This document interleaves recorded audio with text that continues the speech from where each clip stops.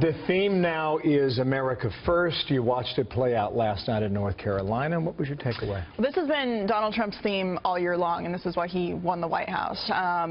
We've seen in the past week that he wants these deals, business deals, jobs to stay at home with the carrier deal and the announcement from SoftBank that they're going to invest double the amount of money that they promised before to invest. And Donald Trump has made it very clear that he's going to be working with Congress and Paul Ryan to foster a business-friendly environment within the country so that all businesses can thrive here at home rather than having to go overseas, whether it's through a reduction in the corporate tax rate, tax reform, or repealing Obamacare, which has had an enormous negative effect on job growth in this country over the past 7 years. Let me come back to that whole theme in a moment here. But first, James Mattis, do you think he gets the waiver from Congress? I think he will. Republicans actually last night put the waiver issue into the spending bill that's coming up for a vote at the end of this week.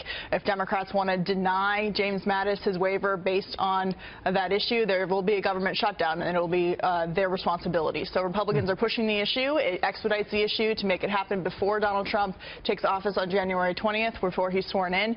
And so I think he'll get the waiver.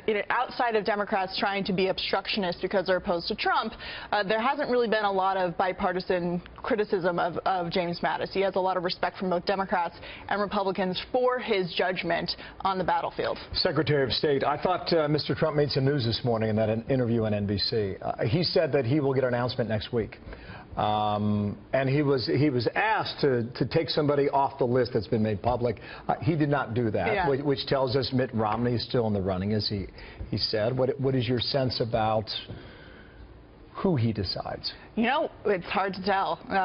He had the list of 4. He expanded that list to 10. John Bolton is still in the running. Rudy Giuliani is still in the running. Mitt Romney, who has been roundly criticized by Trump advisors publicly, is still in the running, according to Donald Trump, who wouldn't take it off the table.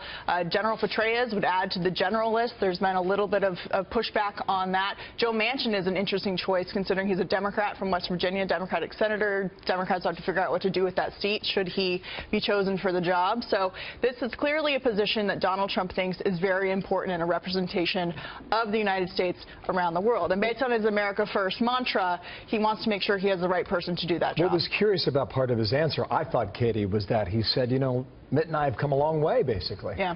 Well, he's looking for that comfort zone. Well, and the thing is when they got together, there was a lot of criticism of, well, Mitt Romney said horrible things about Donald Trump.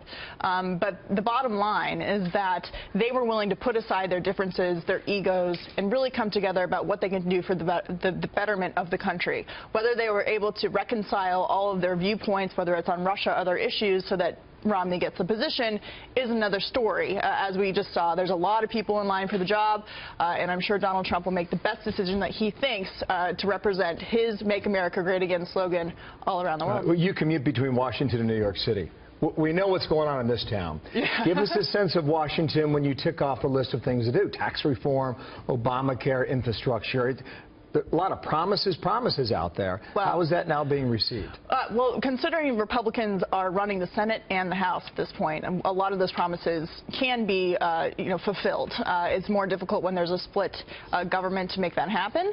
But there's always a danger in over-promising, as President Obama did in his first term. So Donald Trump doesn't seem to be worried about that, but it seems like they're ready to get things done. Their Obamacare repeal is on the table as soon as the new Congress and as soon as Donald Trump is sworn in. They're ready to get things rolling in D.C. for the first time in a while.